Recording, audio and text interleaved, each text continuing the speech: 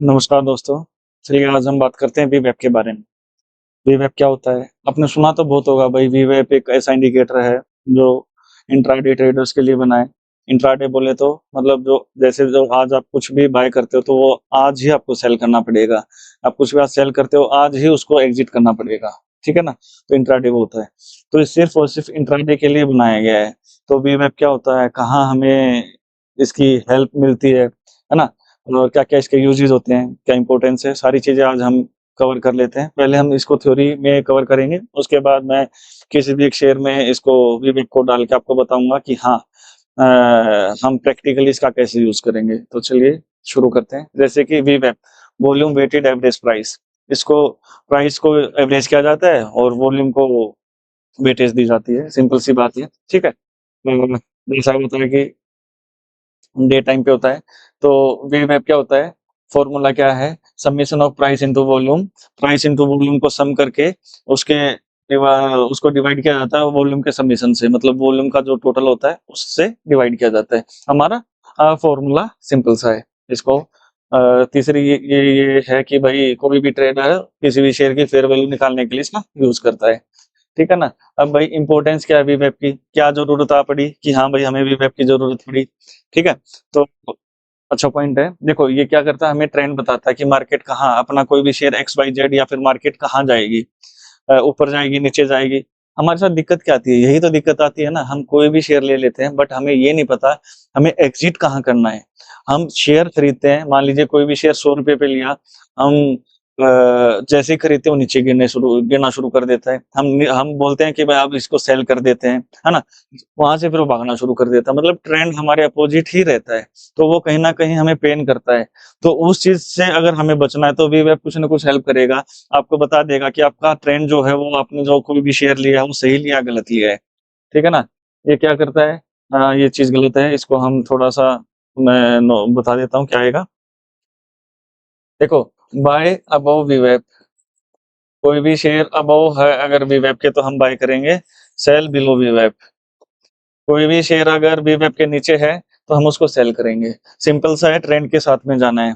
ठीक है ना? कैसे? मान लीजिए किसी भी शेयर की का वीवेब 100 आ रहा है, तो उसमें क्या हमें ये बता रहा है? हमें ये बता रहा है कि अगर कोई वो शेयर 101, 102 पे अगर हमें मिल रहा है, तो हम उसमें बाय का ही देखेंगे, सेल का हम नहीं देखेंगे, क्योंकि वो वीवेब से ऊपर चल रहा है।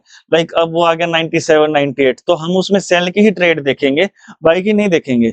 तो यहाँ से आप कुछ न कुछ डिसिप्लिन में खुद को देखोगे अगर ये चीज़ें करना शुरू कर दिया तो, ठीक है ना? चलिए अब अगर हाँ, आगे देखते हैं हम पेबैक और मूविंग एवरेज में क्या फ़र्क है?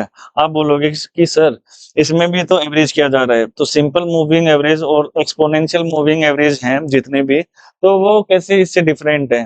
तो सिंपल सी बात है भाई, मूविंग एवरेज जो सिंपल वाली है या फिर एक्स्पोनेंशियल वाली है, उसमें वॉल्यूम का यूज़ नहीं होता है। अगर वीवेब में वॉल्यूम का यूज़ हो रहा है, तो इसका क्या एक हमें एज है, यही है कि भई उसमें हम कहीं न कहीं एक रिलायबल सोर्स है कि हाँ भाई वॉल्यूम अगर बढ़ रहा है और वो हमारे प्राइस के वेव के ऊपर आ रहा है, तो कहीं न कहीं हमें डायरेक्शन जो मिल रही है, वो रिलायबल रहेगी, वो हमें धोखा नहीं देगी। ठीक है ना? तो यही एक मेजर डिफरेंस है कि भाई वॉल्यूम अगर आ रहा है, तो हमें हमें रिलायबिलिटी दे रहा है ये। ठीक है ना? तो बस सिंपल सा ये चीज़ मैंने आपको स बता दी है। अब हम वीवैप को कैलकुलेट कैसे करेंगे? एक एग्ज़ाम्पल के साथ मैं आपको बताता हूँ। बट मैं वैसे आपको बता देता हूँ वीवैप निकालते कैसे हैं। बस जस्ट 1 मिनट ही लगेगी, ज़्यादा टाइम नहीं लगने वाला। तो बस आपको पता होना चाहिए। कोई भी एक्स, वाई, ज़ेड कोई भी शेयर है, ठीक है? वो मान लीजिए ₹100 के ऊपर है उसका प्राइस, वॉल्यूम हमने 10 अज़्यूम किया, ठीक है? तो उसका P इंटू V 1000 मतलब वेव ऐप का हमारा क्या फ़ॉर्मूला था? यही तो था ना, submission of price into volume divide by submission of volume, ठीक है? वॉल्यूम ये वाला है, हमारा सम 30 आ गया, तो डिवाइड बाय 30 आ गया, है ना? तो अ, P इंटू V ये सेकंड का आ गया, शेयर 102 पे चला गया, वॉल्यूम हमने 10 ही अज़्यूम किया, तो ये इतना आ गया। इसको 4 मान लेते हैं ताकि 3 से काटने में आसान रहे। तो ये 1040 अगर हम तीनों को जोड़ेंगे तो 3060 आ गया। तो 3060 को अगर हम 3 से डिवाइड करेंगे तो 102 आ गया, ठीक है? 102 हमारा क्या आया है वीवैप आया है। ये क्या इंडिकेट कर रहा है 102 के ऊपर हम बाय करेंगे, 102 के नीचे सेल करेंगे, 102 हमारा एसएल रहेगा। ये एक ट्रेडिशनल वैल्यू है जो कि आजकल यूज नहीं करेंगे तो हम ठीक रहेंगे, बट आप जितना भी यूट्यूब पे देखोगे यही बताते हैं कि यही हमारा एसएल रहेगा, इसके नीचे ये वो नहीं हुई। इस टाइप से करोगे तो आपके एसएल ही जाते रहेंगे, आप कुछ नहीं कमा पाओगे। आगे देखते हैं, ठीक है, सारी चीजें। तो नीचे क्या बता रखा है, वीवेब स्ट्रेटेजी बेसिक ही मैंने आपको बता ही दिया है। वीवेब के ऊपर बाय करना, नीचे सेल करना, सिंपल सी चीजें हैं, है ना। स्पॉट रेजिस्टेंस वाला भी मैं आपको आगे बताऊंगा। हाँ, ये क्या है कि भाई आप निफ्टी और बैंक निफ्टी का चार्ट ओपन करोगे ना, वहां अगर वेब ऐप लगाओगे नहीं लगेगा। आप बोलोगे सर ये क्या खुजली हुई, मतलब मैं अगर लगा रहा हूँ क्या मेरे फोन में दिक्कत है? नहीं भाई, जहां वॉल्यूम होगा वहीं वेब ऐप लगेगा। निफ्टी बैंक निफ्टी में वॉल्यूम नहीं होता है, उनके फ्यूचर और ऑप्शन में वॉल्यूम होता है, इसलिए फ्यूचर ऑप्शन में ही वेब ऐप काम करेगा, निफ्टी बैंक निफ्टी के चार्ट पे काम नहीं करेगा। सिंपल सी बात है, ठीक है। जहां भी आप किसी भी स्टॉक में लगा लीजिए, जहां वॉल्यूम रहेगा वहां भी 100% रहेगा, ठीक है। सिंपल सी चीज है, कोई बड़ी बात है ही नहीं। ये क्या है, फायदे नुकसान क्या है, ये मैंने आपको बता ही दिया है, कोई बड़ी चीज नहीं है। चलिए अब हम इसका प्रैक्टिकल देखते हैं, वेब ऐप को हम प्रैक्टिकली कैसे यूज कर सकते हैं, ठीक है। ये मैंने एक शेयर लिया है एचडीएफसी बैंक, ओके। लाइक आप जीरोधा, एंजल वन किसी भी प्लेटफॉर्म पे जाएंगे ना, तो ग्रो हो कोई भी हो सब में चलेगा। एचडीएफसी सिक्योरिटीज, वहां इंडिकेटर्स में जाके वी वेब सर्च करना है, इस टाइप की लाइन आ जाएगी। कलर दूसरा हो सकता है, आप चेंज कर सकते हो अपने अकॉर्डिंग। तो ये वी वेब की लाइन है, एवरेज बता रही है ये प्राइस का, कहाँ है कहाँ नहीं है। तो आप चेक करोगे कि देखो ब्लू लाइन के ऊपर है तो हमारा बाइंग है, ब्लू लाइन के नीचे है तो हमारा सेल है, ठीक है। तो सिंपल सा वही है फंडा कि ब्लू लाइन के वी वेब के ऊपर हमारा बाइंग है, नीचे सेल है। इसके दो चार मैं आपको फंडे बता देता हूँ। लाइक पहले ओल्ड स्कूल मेथड क्या होता था कि इसके ऊपर अब हम बाय करेंगे, इसके नीचे हम सेल करेंगे, बट वो मेथड अब आजकल के मार्केट या फिर पिछले 2-4 साल से बिल्कुल भी काम नहीं आ रहा है। वो आपको कहीं ना कहीं लॉस देगा। लॉस नहीं देगा तो कहीं ना कहीं आप ब्रोकरेज तो दोगे ना। कैसे?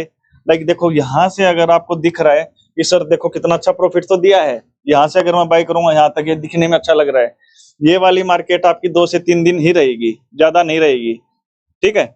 ज्यादा मार्केट रहती है ये वाली जिग जैग, लाइक एक बार ऊपर आ गया वी वेब से, एक बार नीचे आ गया, दोबारा ऊपर, फिर नीचे, ऊपर नीचे चलता रहता है। तो मोस्टली ये वाली मार्केट को आपको फेस करना पड़ेगा, तो वहां आपके एसएल जाते ही रहेंगे। तो आपकी एक मेंटलिटी भी खराब हो जाएगी, यार मैं जा रहा हूँ फिर वापस एसएल जा रहा है, फिर मैं वापस नीचे की पोजीशन ले रहा हूँ, ऊपर भाग जा रहा है। तो इस टाइप की चीज को हम अवॉइड कैसे कर सकते हैं? उसके लिए हमें ओल्ड स्कूल मेथड छोड़ना पड़ेगा। जो आजकल जो नए नए ट्रेडिंग आइडियाज हैं उनको हमें अप्लाई करना पड़ेगा।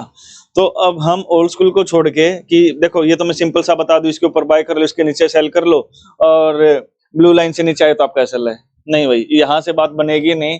आजकल आप देख रहे होगे यूट्यूब पे बस इतना ही बताया जाता है कि सर यही यही है बस वी वेब, ये कुछ भी नहीं है भाई, मैं लिख के दे रहा हूँ, इससे आप कभी प्रॉफिट में आ ही नहीं सकते हो। तो हम इसका अपडेटेड वर्जन जो है उस पे काम करेंगे कि हाँ भाई कहीं ना कहीं आप प्रॉफिट तो कर पाओ, है ना। तो उस पे काम करेंगे यार, जो हमारी ट्रेडिंग जर्नी में काम आए। फालतू की चीजों में क्या ही रखा है। तो यहाँ हम 3 मेथड, एक तो ओल्ड स्कूल हो गया,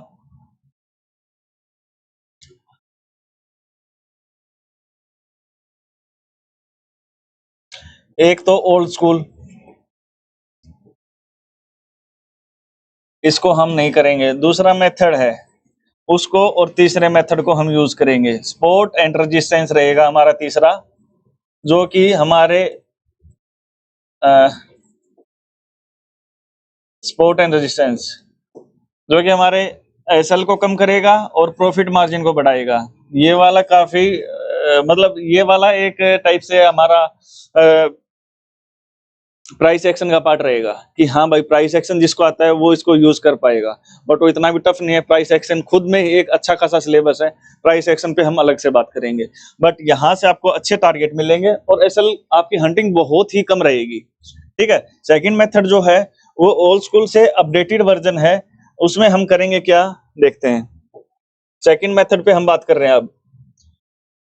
ये 9:45 की स्ट्रेटेजी रहेगी, एक रहेगी 12 बजे के बाद की। 1 बजे हो सकती है या 2 बजे हो सकती है, 12 बजे के बाद किसी भी टाइम हो सकती है, ठीक है। पहले 9:45 वाली बात करते हैं। 10 मिनट की हम कैंडल लेंगे, तो 10 मिनट की अगर हम कैंडल ले रहे हैं तो 9:45 तक आपकी 3 कैंडल बन चुकी होंगी, सही बात है। तो आपको चौथी कैंडल में क्या डिसीजन लेना है? लाइक 3 कैंडल जो भी आपकी बनी है, लाइक ये पहली है, ये दूसरी है, ये तीसरी है, वो कैसे भी बन सकते हैं। ऐसा नहीं है कि हर कैंडल दूसरे कैंडल का हाई तोड़ती चली जाएगी। हो सकता है एक पहली बड़ी कैंडल बन गई हो, दूसरी यहाँ बन गई हो, तीसरी इधर बन गई हो, वो कैसे भी बन सकती है। तो जब तक इनका हाई या लो नहीं टूटेगा ना पहली 3 कैंडल का, हम कोई डिसीजन नहीं लेंगे। और वो जरूरी नहीं है कि 9:45 पे ही टूटेगा, हो सकता हो 11 बजे टूटे, हो सकता हो 12 बजे टूटे, ठीक है ना। तो पहला तो हमारा यही रूल रहेगा उसमें कि 3 कैंडल के हाई या लो के ऊपर हम अपना अगला डिसीजन लेंगे, ठीक है। एग्जाम्पल देता हूँ, एग्जाम्पल देता हूँ मैं। जैसे देखो 5 तारीख की ये पहली कैंडल है, ये दूसरी है, ये तीसरी है, चौथी कैंडल इसके, हमने चौथी कैंडल पे ये बाइंग किया है, उसके बाद थोड़ा बहुत टारगेट दिया, उसके बाद आपका एसएल हिट हो गया है। एसएल इसमें आप ब्लू लाइन रख सकते हो, दूसरा एसएल भी रहेगा, वो मैं आपको बताऊंगा, ठीक है। तो आपका एसएल हिट हो गया है। अब हम यहाँ बात करेंगे 4 तारीख को, पहली कैंडल काफी बड़ी बना दी, दूसरी कैंडल, तीसरी कैंडल, चौथी कैंडल ने ना पहली का हाई तोड़ा, मतलब हाई तोड़ा ही नहीं, ना लो तोड़ा। तो कहीं ना कहीं लगभग 11:30 बजे आके यहाँ इसका हाई टूटता है इस कैंडल में। आप यहाँ एंट्री लेंगे, आपका एसएल ये रहेगा। सेकंड, फर्स्ट एसएल जो आप अगर एसएल छोटा रखना चाहते हो आपका ये रहेगा। सेकंड एसएल ये रहेगा, जो आपकी जो पहली तीनों कैंडल का जो लो है ना उसको आप रख सकते हो, वो आपका एसएल बड़ा रहेगा, बट वो कहीं ना कहीं उसकी हंटिंग नहीं हो पाएगी, होगी नहीं ये नहीं बोल रहा हूँ, कम होगी, ठीक है। तो यहाँ अगर आप बाय कर रहे हो तो आपको टारगेट मिल जाएगा। इस केस में आपके कैसे आप मैनेज करोगे? 1:1 बोलोगे सर ये क्या है? ये वो है कि भाई आपका ऐसा अगर ₹1 है तो आप प्रॉफिट भी ₹1 ही लोगे, ठीक है। आपका एसएल ₹2 है तो प्रॉफिट भी ₹2 ही रहेगा। 1:2 रख सकते हो, लॉस अगर 1 है, एसएल अगर 1 है, प्रॉफिट ₹2 ले लेना, ठीक है ना। सिंपल सा ये, इतना यार हार्ड एंड फास्ट है ही नहीं। स्टॉक मार्केट को बिल्कुल सिंपल रखो, मैं बोल रहा हूँ आप भी इसके मास्टर बन जाओगे, इतना बड़ा टफ है ही नहीं इसमें कुछ भी। तो ठीक है ना, ये वाला रूल आपने सीखा कि हाँ भाई जब भी इसका हमें हाई या लो जाएगा हमें एंट्री लेनी है। ऐसा हमारा छोटा लेना है तो ब्लू लाइन ले लो, बड़ा लेना है तो पहले वाली 3 कैंडल का हाई या लो जो भी रहेगा आपकी जिस साइड पोजीशन बनेगी उस अकॉर्डिंग ले लो, ठीक है। दूसरा, जो मैंने 12 बजे के बाद की जो स्ट्रेटेजी बताई है, मान लीजिए कोई भी स्टॉक ऐसे भाग रहा है तो वो दिन में कहीं ना कहीं खुद को एवरेज करके फिर वापस ऊपर की जर्नी करेगा। ऐसा नहीं हो ऊपर भाग रहा भागता ही चला जाएगा, ऐसा को यूं करके ऐसे जाएगा। तो 12-1 बजे जब खुद को एवरेज करने आएगा तो वीवैप और इसका प्राइस एक दूसरे के आसपास जरूर आएगा। जरूर तो नहीं बोलूंगा मैं, ऐसा नहीं, कभी कभी कोई कोई स्टॉक इतना ट्रेंडिंग में ही रहता है, वो चलता ही चला जाता है, but most of the cases में क्या रहेगा, इस टाइप से एवरेज करने आएगा तो वहां आपकी एंट्री बनेगी। इसका एग्जांपल देखते हैं, कोई ना कोई तो एग्जांपल मिलेगा।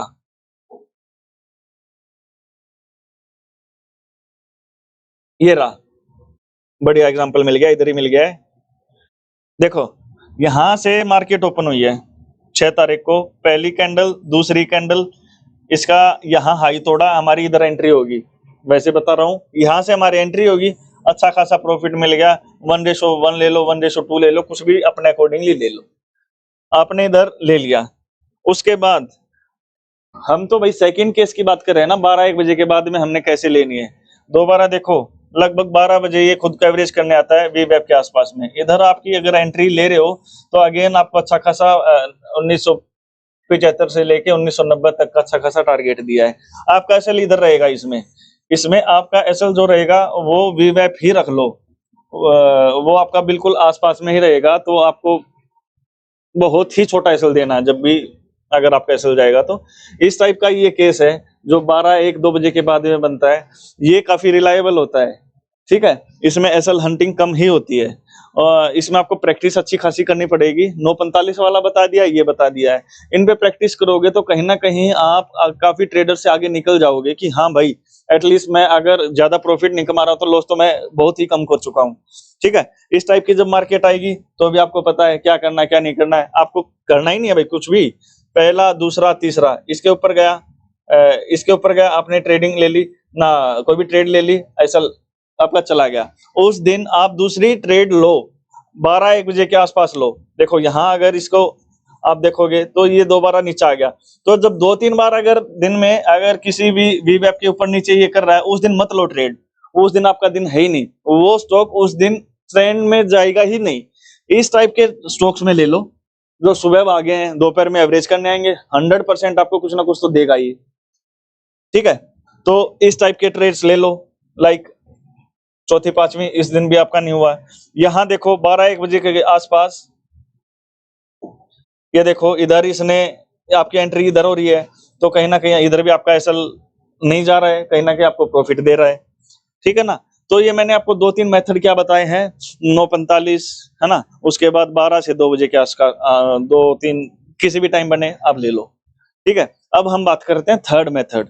थर्ड मेथड क्या रहेगा, वो हमारे प्राइस एक्शन का पार्ट रहेगा। उसमें हमारा टाइम फ्रेम थोड़ा सा बड़ा रहेगा, बड़ा बोले तो 1 घंटा हम करते हैं। 1 घंटा अगर हम करेंगे तो वो काफी सस्टेन भी करेगा, रिलायबल रहेगा और हमें प्रॉफिट काफी बड़े बड़े देगा। आप देखोगे सर वो कैसे, वो इसलिए क्योंकि अगर कोई प्राइस कोई रजिस्टेंस को बार बार रजिस्ट कर रहा है और रजिस्टेंस को तोड़ के जा रहा है, तो आपको बड़े ही टारगेट देगा, है ना। तो बोलोगे सर वो कैसे, वो हम दिखाते हैं अभी। देखो ये वाली लाइन जो है,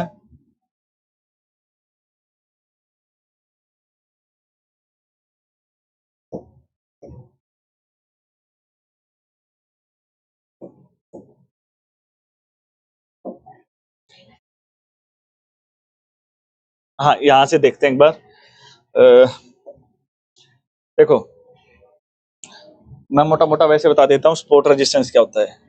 लाइक कोई स्टॉक यहाँ से बार बार गिर रहा है, तो ये हो गया हमारा रेजिस्टेंस। रजिस्टेंस का काम ही रजिस्ट करना होता है।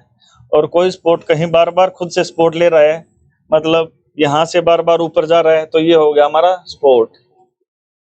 ठीक है, तो ये स्पॉट रेजिस्टेंस होगा। ये आपने 2 लाइन लगा ली कि भाई ये हमारा स्पॉट एंड रेजिस्टेंस है।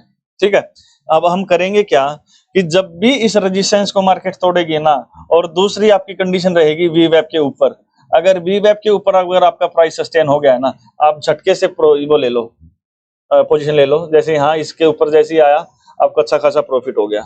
ठीक है, कुछ ना कुछ समझ में आया होगा कि हाँ स्पॉट रेजिस्टेंस कैसे काम करता है। एक आधा एग्जांपल और देख लेते हैं।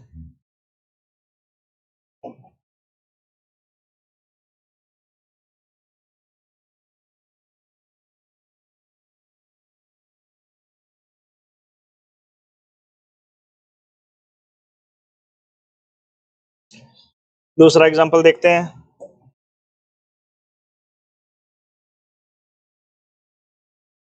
देखो यहाँ प्राइस का ये वाला एक डब्बा बना दिया, इसको फ्लैग पैटर्न बोलते हैं या फिर रेक्टेंगल पैटर्न भी बोलते हैं। जब इसके ऊपर मार्केट जा ही नहीं पा रही है, यहाँ जैसे ही आपके वी वेब के ऊपर और इसने यहाँ के रेजिस्टेंस को अगर तोड़ दिया, तो अच्छा खासा आपको प्रॉफिट मिल गया। ठीक है ना, तो सिंपल ये इतना टफ नहीं है। इधर भी देखो, ये तो इसने गैप अप कर दिया, कोई बात नहीं है।